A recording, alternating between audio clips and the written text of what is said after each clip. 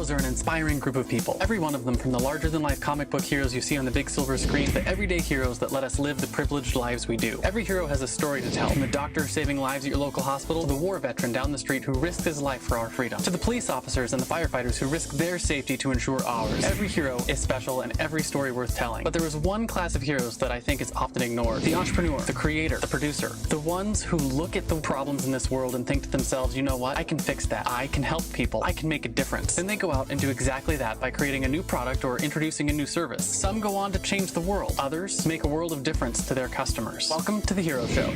Join us as we pull back the masks on the world's finest heropreneurs and learn the secrets to their powers, their success, and their influence, so you can use those secrets to attract more sales, make more money, and experience more freedom in your business. I'm your host, Richard Matthews, and we are on in 3, 2, 1. Hello and welcome back to The Hero Show. My name is Richard Matthews, and today I have the pleasure of having on a line with me Steve Kidd. Steve, are you there? I'm here, thanks. Awesome. Glad to have you here, Steve. I know we were just chatting before we got online. You're calling in from Kansas. Is that right? That's correct. Right in the middle of the universe. No, well, at least the United States. Middle of the Eurocentristic universe, right? Anyway, so Kansas, for my audience who's been following along with me, I know it's been a bit since we had our episodes going. We're still in Florida, so we're getting used to the winter here, which is, warm and cozy. You guys starting to get the snow up? We've had one day of snow, so hopefully we'll just not have any more now. Yeah. Well, what I want to do before we get too far into this is just do a brief introduction, and then we'll just dive into your story. So I've got your intro here. Steve Kidd is a best-selling author, entrepreneur, business coach, radio show host, and third-generation minister. Mission of his life is to spotlight amazing hearts and individuals and help them become successful authors and bestsellers. He's helped thousands bring their message to the world and has impacted millions in the process. His big heart sets him apart, along with being an extreme visionary, the best in the world at seeing the up level. So with that introduction, Steve, why don't you start off by telling us what you're known for, right? What's your business like? Who do you serve? What do you do for them?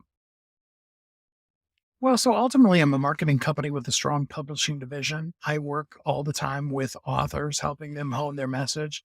But what I really do is I help peer into a person and help them see that they're even more and greater and what they're really meant for. And especially the people whose lives will be changed because of them doing exactly what they were meant to do in this world. Awesome. So it's, I said, we were chatting earlier, I run a podcast production agency. It's like we have the same sort of idea that, the people that we serve, generally, they have a message they're trying to get to their audience. And so we use podcasting to help them do that. And you use books. Yeah. And Awesome. I do have a syndicated radio show. I love talking to people all the time. What's your radio show about?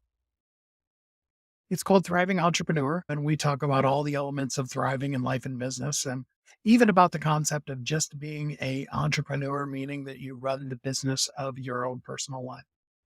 Yeah, that makes a lot of sense. And it's definitely something that as an entrepreneur, we all sort of have to figure out and navigate that whole, how do you run your life and run your business and not have one take over the other. Absolutely. So what I want to start with then, now that we sort of have an idea of what you do, is your origin story, right? Every good comic book hero has an origin story. It's a thing that made them into the hero they are today. And we want to hear that story. Were you born a hero, or were you bit by a radioactive spider that made you want to get into publishing other entrepreneurs? Or did you start in a job and eventually move to become an entrepreneur? Basically, where did you come from? Long, long ago in a galaxy far, far away. I think somebody else already stole that origin story. No, actually, I was born to a pastor and his wife, my mother and father, my mother's father being a minister as well. So I've been in ministry for a long time. It just started everything that I've ever had on YouTube running all at once. So anyway, I was born in the little town of Mitchell, South Dakota, to a minister and his wife, my mom and dad, my mother being the daughter of a minister.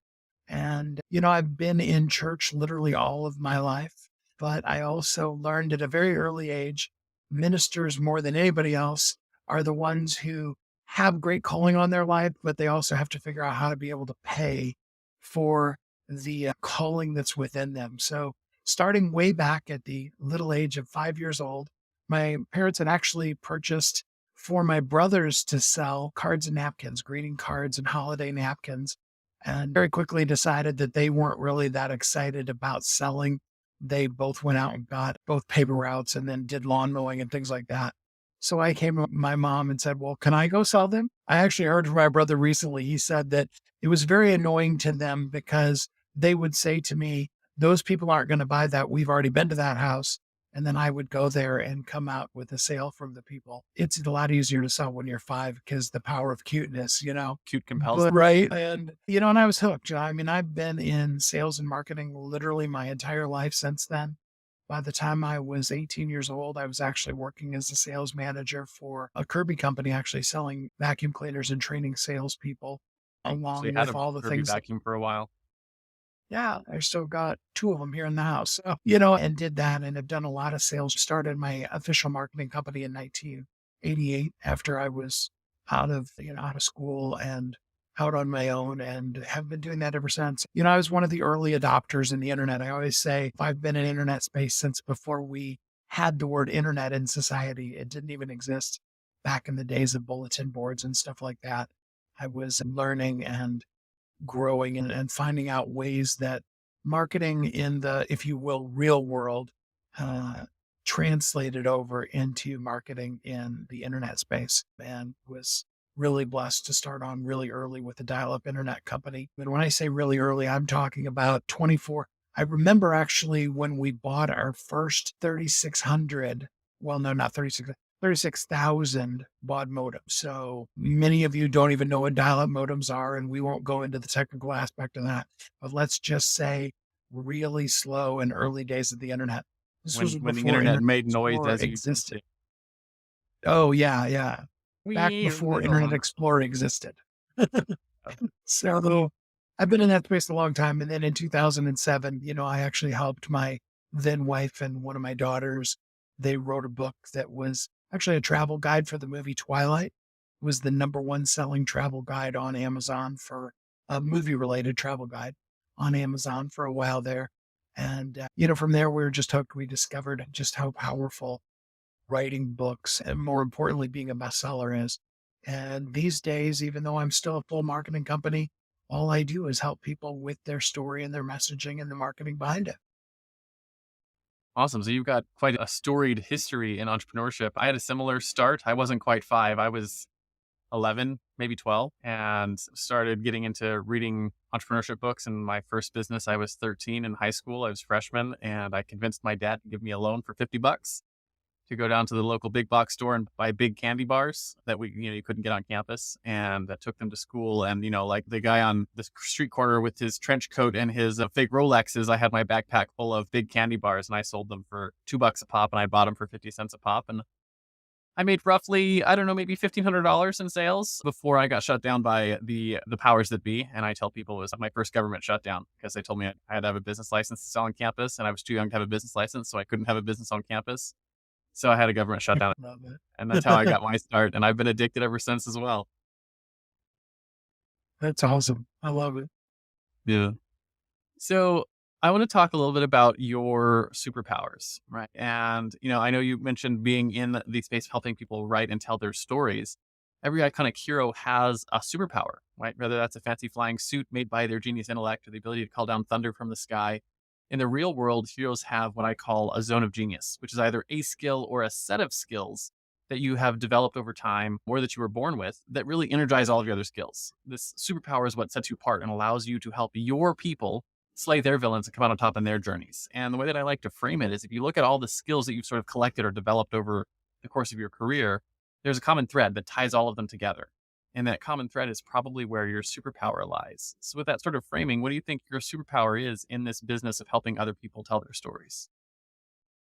Yeah, absolutely. I mean, it's interesting because if you think about all the superheroes from all the different comic series, their superpower often also can be a real drain, a real one around them. I mean, it has as much good as it does bad sometimes, and mine is no different. Ultimately, I'm a deeply empathic individual, and I try to describe it to people. It's really hard because empathy has become kind of a buzz phrase these days, and people saying that they're intuitive and empathic is pretty normal in society. It's kind of a, really current trend for people to say. Good word. And I always tell people, you don't really want to actually be a true empath, because those of us that are, we can tell you that we sense the emotions of people around us without them ever saying a word to us.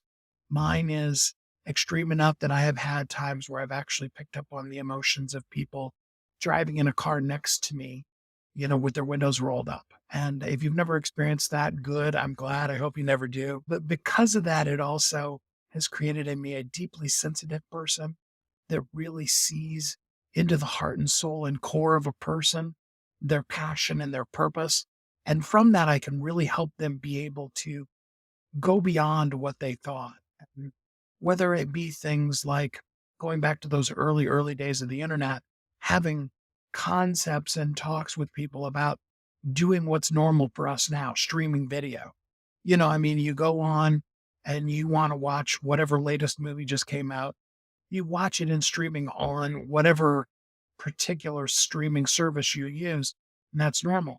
Now imagine thinking in that space back when I was first thinking about it, you would have had to pre-plan, I want to watch this movie next week to start the stream running so that it was caught up with you so that you could watch it a week or 10 days from now. And it's those kind of things that I do that is kind of the seed element beyond all of that, is really peering into who are they and what is even more so possible. Now, I'll tell you the flip side to that, my children would be the first ones to tell you, it can be very frustrating because a person will come to me all excited with something and I'll be like, yeah, and then you could. And I mean it totally excited and absolutely encouraging to them. But it also can feel like, especially if you're one of my children, it can feel like it's just never good enough for you. And it's totally not from that place, but it does have to do with just being able to see the possibilities and the potential that absolutely is every one of us. I often say there's nobody that was put on this planet to try to balance, to make sure that the carbon dioxide to oxygen balance stays intact, that their only purpose is just to breathe in and breathe out. Each of us has a real true purpose in this world, and I love helping people find it.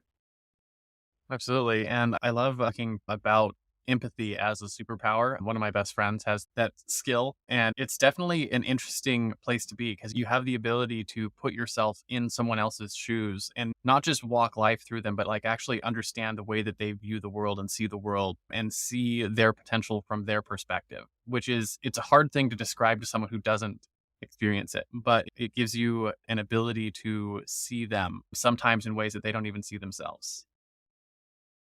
Yeah, for sure. And so how did that lead to you getting into helping them write their story? So it was really cool. I've been working with authors, like you said, whether it be my wife and daughter or other people. And at one point, we brought that from working with a few people, taking things like a podcast like this and making it into a book, taking a keynote speech that somebody already had recorded, turning that into the book. And I began to offer to people, let me help you create your book. And I'll never forget the day because we were on a Zoom call recording it. My assistant was on the call with me, taking notes and stuff. And the way the notes were, it was just kind of like they said this concept and then they said that concept, so it wasn't word for word, it wasn't exact like a court transcript would be or something, but just kind of concept by concept. And when they were done with it, I said to them, this is an amazing story that you've written. Would you like to hear it? And they're like, what do you mean? I was like, would you like me to read you back your story right now? And I was able to take from those, comment by comment notes that my assistant and I had taken, and I could actually weave and craft live there for them, their actual story right there in front of them. And that was kind of where it began to build from. And there's a whole lot of other nuances that we do these days. I don't do as many of the live write your book in front of you. It is something I'll do, but it is one of my highest end services. But in all of that, helping people guide and direct and really see out of what feels like a chaotic conversation, the consistently powerful part of them that is coming out. So you can see in just hearing them and hearing their bits and pieces, you can see the thread of their story and pull that together for them. Yes. And that's really where that superpower of empathy comes in. But I want to talk a little bit about the other side of that, right? And we've talked about this a lot on this show, but the superpower always has the flip side, right? The fatal flaw. And just like every Superman has kryptonite or Wonder Woman can't remove her bracelets of victory without going mad, you probably have a flaw, right? That's held you back, something you struggled with. For me, it was a couple of things, right? I struggled with perfectionism, kept me from shipping. I struggled with lack of self-care for a long time, which meant that I let my clients walk all over me and didn't have good boundaries with communication and my time and other things. But I think more important than how you've struggled with your fatal flaw is how have you worked to overcome it so you can continue to grow and continue to deliver the value that you deliver. There is, and part of it has to do with growing up in church. There's that general concept of, you shouldn't charge to speak the word, those kind of things. And there is a whole lot of mentality that I grew up with. More is caught than taught is the phrase that made me believe that I wasn't really worthy of making money and that doing the things that I did should be given away freely, to the point where it was detrimental to both myself and my family, and there were a lot of times when we did less than could have been, we had less than because of really meeting that need and fulfilling that, if you will, spiritual aspect of what was taught to us, whether it's, even though it's not really true.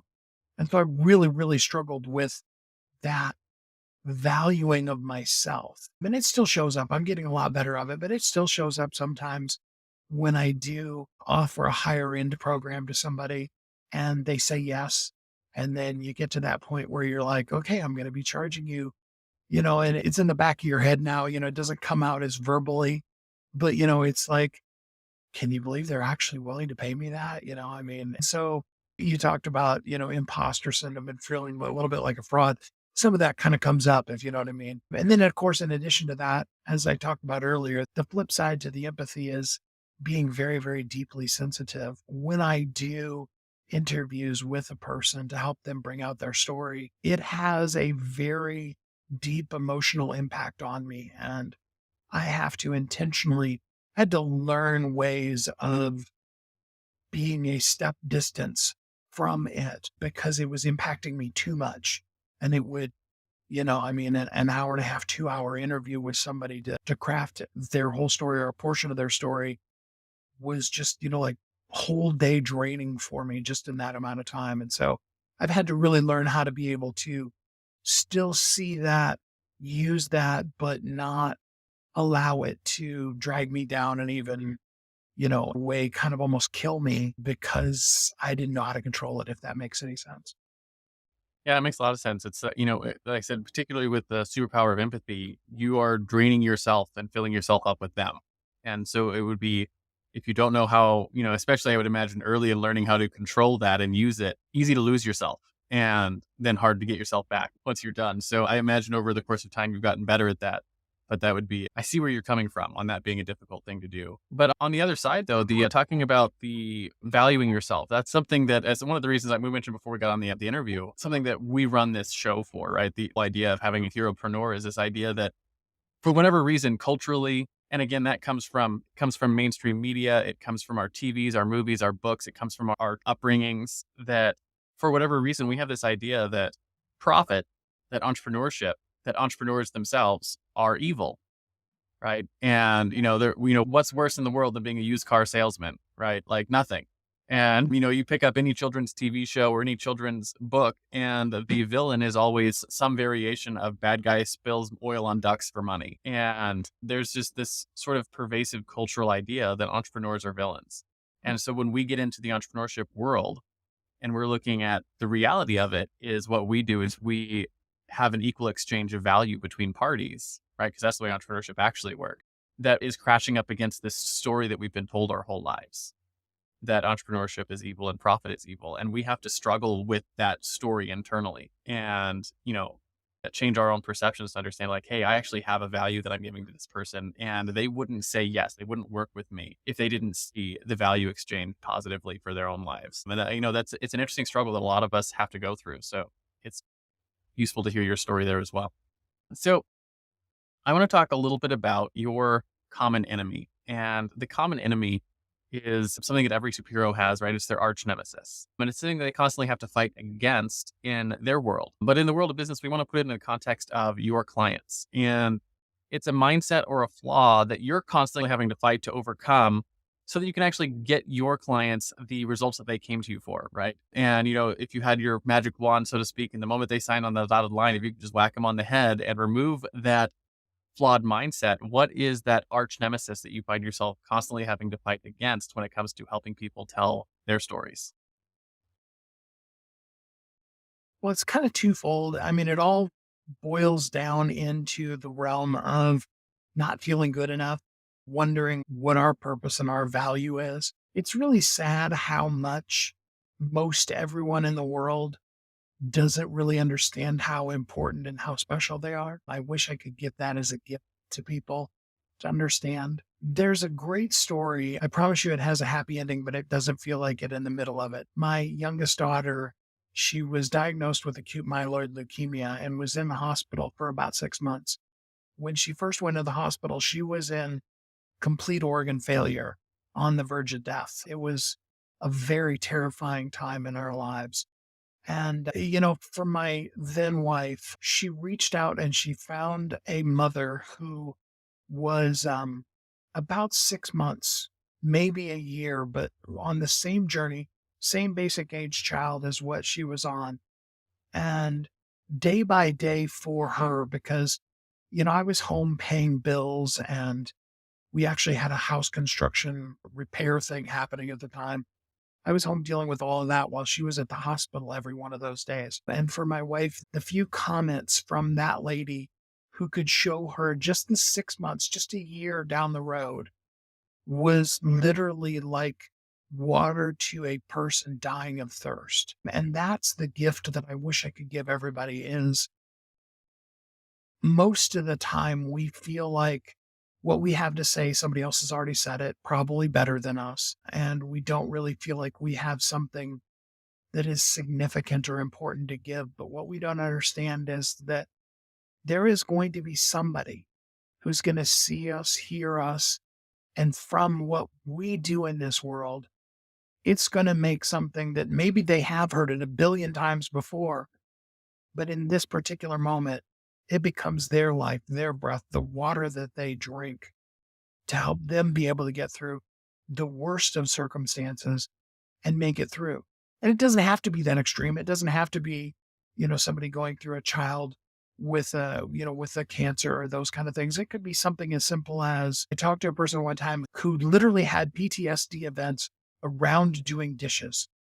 Now, there's a whole long story behind that, and I won't get into their story, but the whole concept was how they had to literally relearn how to be able to turn dishes into a positive, powerful thing in their life. And until the person that helped them see that showed them how to make dishes their sanctuary time of their day, dishes was horrible for them. Now, that's not to say that maybe anybody else that will ever hear this podcast has ever been traumatized over dishes. But for that lady, when she got that message, it was literally night and day difference in her life. And that's what we need to understand is it's not insignificant what you're doing, what you're sharing with the world. It's the very answer to, I often say, there is somebody on Google right now that's typing, potentially tears streaming down their face, looking desperate for a solution. That's something that you do so easily that you probably, if I ask you what you were going to write your book about, you probably wouldn't even think to write a book about it, to share it with the world or anything, because it's so simple and so easy for you. Like, for example, doing dishes. And it's that very thing that will make such a difference in somebody's life. And I promised you it's not a bad story. My youngest daughter is doing wonderfully. She's come through. She's actually now officially hit the date where she is considered to be quote unquote cured. She's been in what they call remission long enough now that they feel like they got it all taken care of. She's married and living a wonderful life in Southern Washington now. So really exciting end of the story. But at the time, each one of those posts by that lady made the difference in literally life and death for my wife. It's an amazing story, and I totally understand the power that is in your perspective, right? Because that's really what you bring to the table with your story is you bring your perspective to it. And it's analogy that I've always used for people is I use this analogy called the crocodile infested river, right? And you have people who are going through some sort of a journey that are on one side of the river, right? They're, just to use your daughter's story, the very first time the doctor gives you a diagnosis, it's, like, what's going on?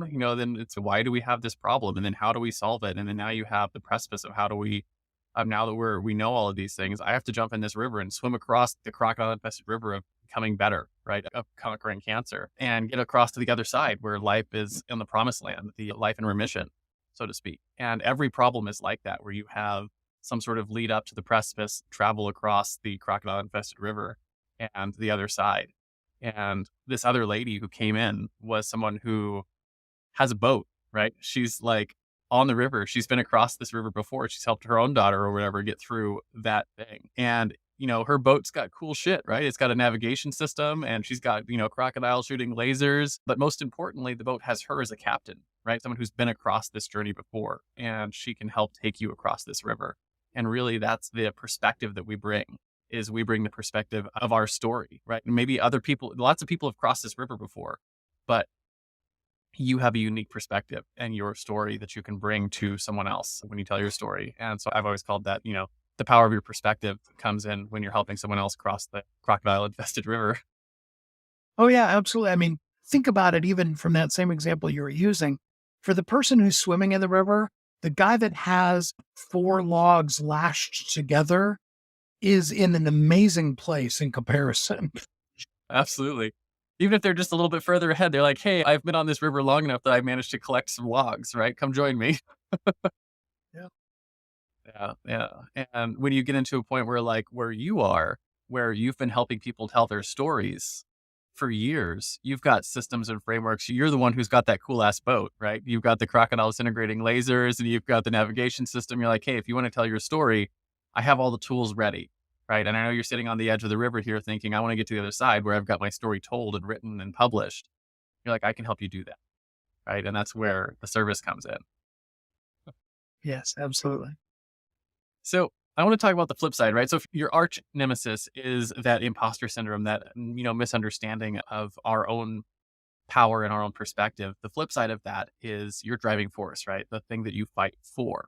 So just like Spider-Man fights to save New York or Batman fights to save Gotham, or even Google fights to index and categorize all the world's information, I want to know what it is that you fight for with your business, your mission, so to speak.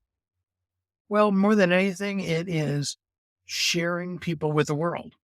I fight for your voice, more importantly, for the person that needs to hear what you have to say. I stand in the place for all of my clients, holding them to the fire, even as it were, for the fact that, again, like I said, somebody's made a bad decision. They made it today, yesterday, last week, last month, last year, because they just don't know any better. They want the answer, but they've never had the answer or they've never gotten given it to them in the way that you will give it to them so that they'll finally have that light moment and be able to do it. And so that's really more than anything what I do is I stand in that gap. I was just saying, my wife is a younger entrepreneur. She used to question, like she does cake decorating and other crafty type things. And she would say to me like, I don't want to, sell my cakes because not everyone would like them. And I was used to tell her, I was like, the people who don't buy your cakes, who don't like them, aren't your customers. Right. And in the same way, it's like, you don't have to have, like, your story doesn't have to be important to everyone. Right. It doesn't have to be important to everyone in the audience or everyone in the city or everyone on Amazon or wherever you're selling your stuff. It just has to be important to the one person, right? The person who's your customer. And that's really all that matters. And that's what you're fighting for, is you're fighting for the people that need to hear your customer's story. Yes. That's amazing. So I want to shift gears a little bit and talk about some practical things. I call this the hero's tool belt. And just like every superhero has their tool belt filled with awesome gadgets like, batarangs or web slingers or magical hammers that they can spin around and fly with, I'm going to talk about the top 1, maybe 2 tools that you couldn't live without in your business to do what you do. Could be anything from your notepad to your calendar to something you use for your marketing tools, or something, a framework you use to do your product delivery. Anything you think is essential to getting your job done on a daily basis. Top 1, maybe 2 tools for you. Well, most definitely I do make use of Zoom. The level that I have of it has transcription built right into it. That makes a huge difference because then we're going straight from speaking. I always encourage people to take advantage of speaking to write. That is a huge tool for anybody that wants to do any kind of writing. When we journal, when we do writing by hand or even typing it in the computer, it's very cathartic. It's very internalized. It's a great way to help yourself learn and grow. But when we speak to somebody like you and I are having a conversation right now, we're having a back and forth give and take. You say something and it sparks what I'm saying. I say something and it gives you thought, words to say, those kind of things. That's the way conversation happens is in that exchange verbally. And the same really becomes true when it comes to writing your book. When you speak out your words, when you tell your stories, they then are designed just by the way that communication works to reach the listener, to be for the person who's reading the book versus allowing the reader to see into the heart and soul and depths of what you're going through. And that's not to say that I'm not a big proponent of vulnerability, but it's a externalized vulnerability versus an internal growth vulnerability, if that makes sense. So speaking to write, and like you said, I even have encouraged people to use the free version of Zoom to speak out what they're saying versus, writing it out. There are very, very few people that I've met, and I've met some people that are amazing actual authors, actual writers, I should say. But everybody should be an author. Everybody should be a best-selling author. But it's a matter of getting beyond that ability to be a great writer and just really put your words out there. So that would be the number one tool in my belt Absolutely. is, any of those ways of capturing audio.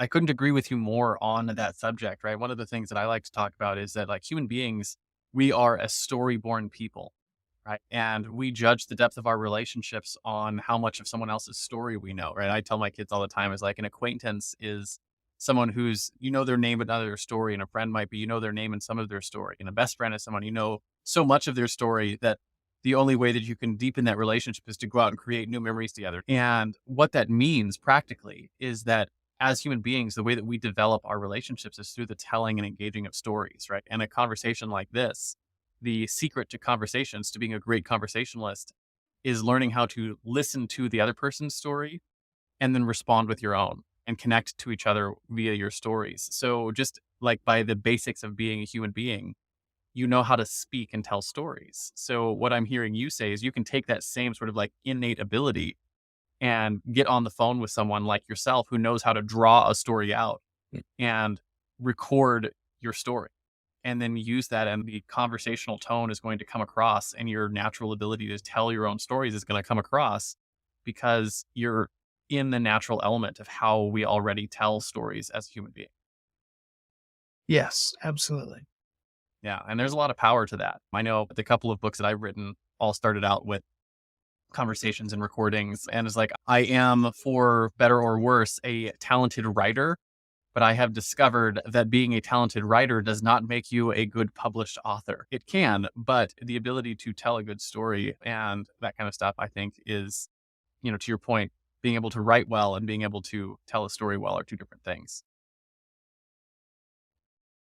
I would say the other and very important tool in my belt these days, this could change, but it's definitely true right now, is doing self-publishing on Amazon. And by that, more than the self-publishing, because there's a lot to be said for using services like what I do for somebody that helps you. It's about owning that account on Amazon. It's about your email address being the email address that Amazon has the contractual relationship with, your bank account that Amazon's paying. The flip side to that is all of the horror stories I can tell you about all the people that I have to disappoint on a daily basis when I help them understand that even though they have a contract from a very well reputable and well meaning, I'm not talking trash about the companies at all, that says that they own their book. But the truth of the matter is that Amazon doesn't see them as the owner of the book because Amazon doesn't know that they exist. The author name field on an Amazon book is literally that. It's a form field. Now, there's a few checks. If you said you were Oprah Winfrey, they would want you to prove that, you were another person named Oprah Winfrey and not, the Oprah Winfrey who used to have the TV show and has all the others that she has now. But for the most part, you can make up a pen name when you're doing your book and it'll go through on Amazon and Amazon doesn't check that. And the same thing becomes true. One of the things we've learned through the pandemic is companies that were very strong and have been around for a long time disappear sometimes overnight. And if that happens to be the company that published your book, helped you with your book, those kind of things, then you have to go back to prove to Amazon, hey, no, actually, this is my book, and be able to keep that going. And so that's really important. And more importantly than that is you want to have the ability to do anything you can with your book, whether it be create a course, go on a podcast and talk about the content of your book, or any of those kind of things. You don't want to have permission from your publisher in order to be able to do that. An author that maybe many of you, especially since we've been talking about superheroes, may have heard of, Terry Brooks. Even though Terry has written a ton of great books, they've made one of his books. They had a TV series that ran for 2 years here a couple of years ago. And out of all of the amazing books that Terry has done, none of the others have been made into movies. And the reason being is ultimately his publisher couldn't come to agreement with the movie studio in order for him. Terry wanted the books to go forward and be movies, but the publisher wouldn't sign off on it. And therefore, we don't have an entire movie series like we finally got from Lord of the Rings once it got to a point where J.R. Tolkien, estate could give permission for Lord of the Rings to finally become a movie. Yeah, my wife and I watched this the last couple of days with our kids, the Lord of the Rings movies. But yeah, that's when you own the book and you actually own the rights yourself instead of a publishing house owning the house. It gives you a lot of power and flexibility that you wouldn't have otherwise. And I think the model of publishing, while it hasn't changed yet, where I think you're going to start seeing more and more of your bestseller lists are going to be taken over the course of the next couple of decades with self-published authors rather than publishing house authors, because that's really the way the market. And so, yeah, I think that's a huge tool in the tool belt to understand how that works and, to be ahead of that curve. Absolutely. Awesome. Hey there, fellow podcaster. Having a weekly audio and video show on all the major online networks that builds your brand, creates fame, and drives sales for your business doesn't have to be hard. I know it feels that way because you've tried managing your show internally and realize how resource intensive it can be. You felt the pain of pouring 8 to 10 hours of work into just getting 1 hour of content published and promoted all over the place. You see the drain on your resources, but you do it anyways because you know how powerful it is. Heck, you've probably even tried some of those automated solutions and ended up with stuff that makes your brand look cheesy and cheap. That's not helping grow your business. Don't give up though. The struggle ends now. Introducing Push Button Podcasts, a done-for-you service that will help you get your show out every single week without you lifting a finger after you've pushed that stop record button. We handle everything else: uploading, editing, transcribing, writing, research, graphics, publication, and promotion, all done by real humans who know, understand, and care about your brand almost as much as you do. Empowered by our own proprietary technology, our team will let you get back to doing what you love while we handle the rest. Check us out at pushbuttonpodcast.com/hero for 10% off the lifetime of your service with us, and see the power of having an audio and video podcast growing and driving micro celebrity status and business in your niche without you having to lift more than a finger to push that stop record button. Again, that's pushbuttonpodcast.com/hero. See you there. So I want to talk a little about your own personal heroes, right? Every hero has their own mentors, just like Frodo had Gandalf, or Luke had Obi-Wan, or Robert Kiyosaki had his rich dad, or, Frodo had Gandalf, right? Who were some of your heroes? Were they real life mentors, speakers, or authors, maybe peers who were a couple of years ahead of you? And how important were they to what you've accomplished and helped your clients accomplish so far? I have been so blessed. The list of names, some of which are kind of mind-blowing, that I've spent one-on-one individual time with people is just amazing to me when I look back at it. But, of course, I grew up reading all of the right sort of books, as C.S. Lewis would call it, and C.S. Lewis being probably the biggest one of all those. But the person that introduced that to me is one of my own personal mentors, Dr. Donald Joy. He was the professor of moral development at Asbury Theological Seminary for a lot of years. and then professor emeritus until the end of his life here just about a year ago. Dr. Joy was my godfather, actually. So, had something happened to my parents, I would have gone and lived with him and his wife, Robbie. And he was in my life throughout all of my life. An amazing individual, has about 40 or so books of himself. When I talk about people who are amazing writers, Dr. Joy is an amazing writer. He's the kind of person you can send a little one-word question email to, and you'll get back a well thought out, often well researched, page, 2-page email back. And he can type about as fast as he can talk. So, he's one of those amazing individuals. It's literally been in my life most all of my life. I think I met him when I was in 3rd grade. And throughout the course of all the developments of everything that have happened in my life, I've been able to ask him questions and bounce things off of him and learn and grow from that. And, that's just been so powerful in my life. And I started off as a young quote unquote minister, if you will. I was in the music industry and met so many incredible people throughout all of it. And, even because I was in the industry, even got a chance to have one-on-one behind the scenes, not like backstage, but like personal conversations with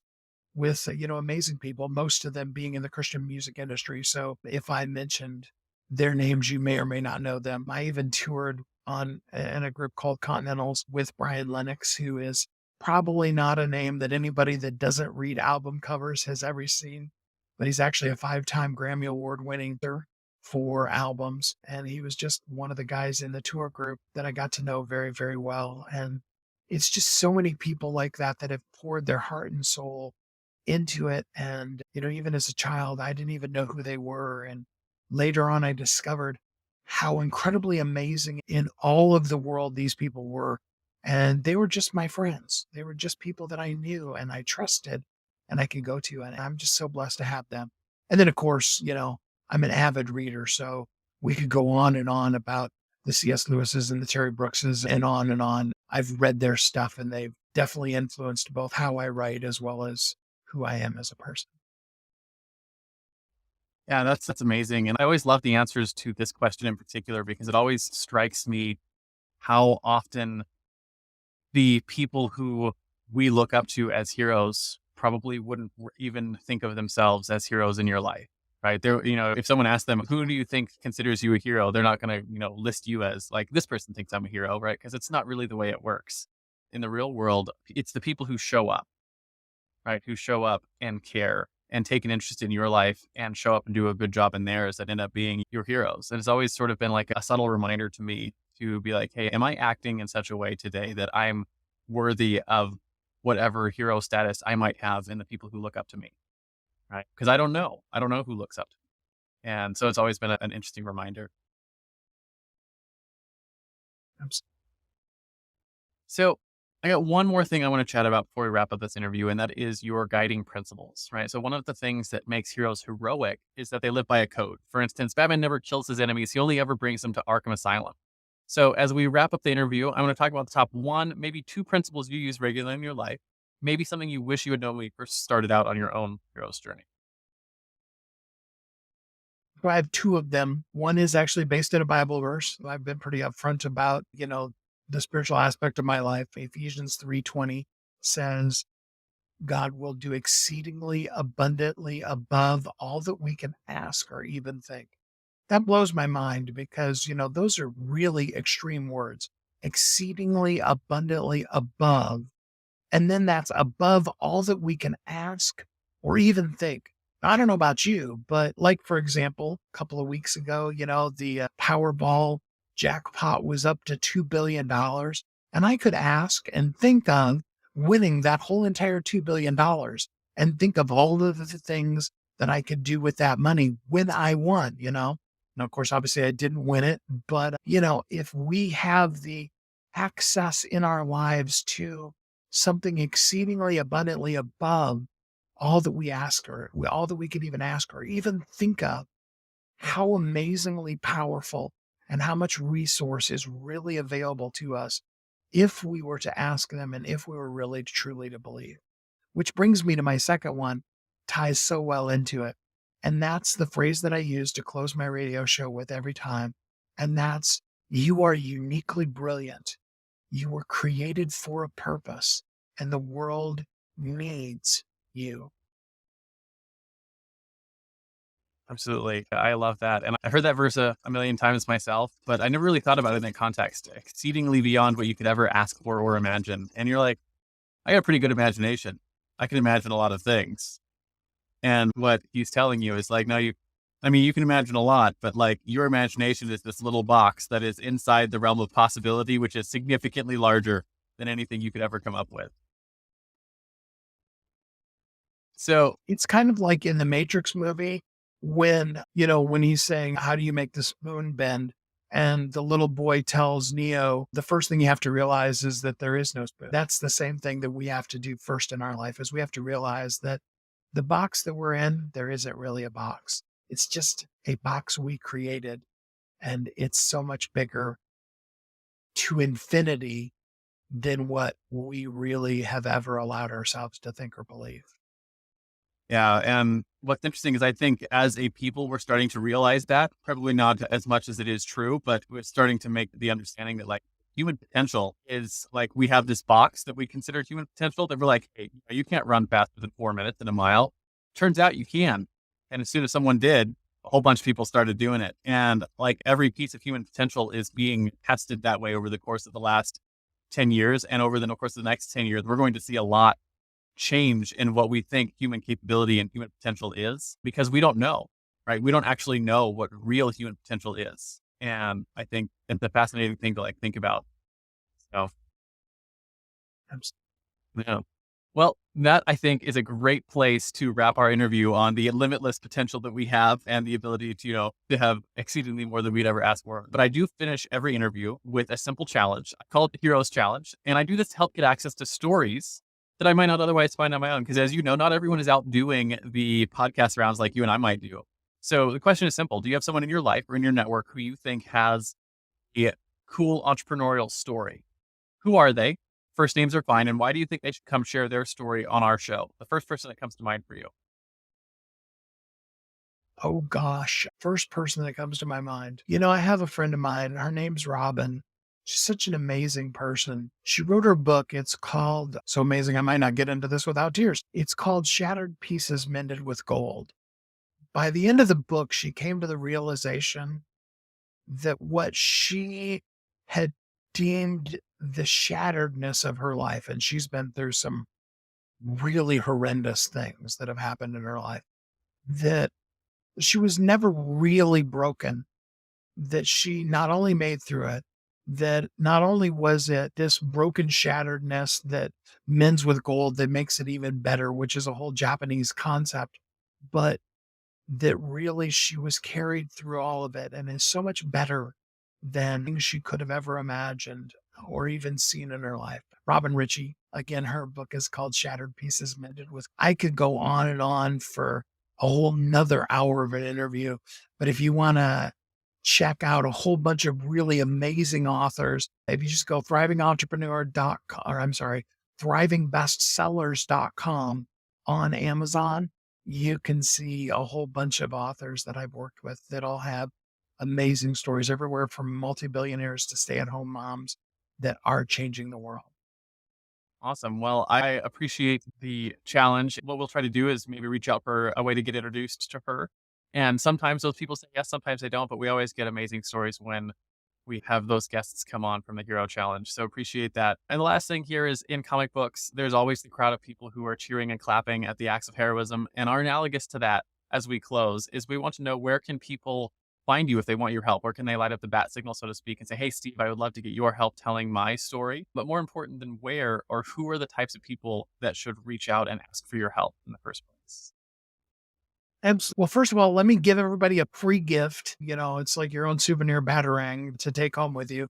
If you go to ongoingwealthguide.com, ongoingwealthguide.com, that'll take you to, a simple cart that'll allow you to get my 5 steps to ongoing wealth for free. Inside of that guide is the workshop that I've literally just had people in that hour workshop have written. I know one person's written a dozen books just from what I teach in that workshop. So that's your free gift. to jump into my community. And then, Ask Steve Kidd, at Ask Steve Kidd on just about any of the forms. And of course, thrivingbestsellers.com is my website. Anything I can do to help, I'm here to help you anytime. I've even got, if you get that ongoing wealth guide at ongoingwealthguide.com, on the last page, I've even given as a bonus free gift, you can schedule a time to talk with me for free. Awesome. So I appreciate that, Steve. And we'll make sure that those links are all in the show notes below this video, wherever you're watching it or listening to it. Those links will be there. So again, thank you so much for coming on and sharing your story with us here today. Really appreciated it. And it was definitely an interesting perspective to hear how you help people tell their stories. So do you have any final words of wisdom for my audience before I hit this stop record button? I just want to say one more time, somebody's waiting on you. So number one, absolutely, you do have a book inside of you and it does need to be shared with the world. And there's somebody who will never get exactly what they need until you're the one that shares it. Absolutely. That is a great piece of advice. Thank you, Steve.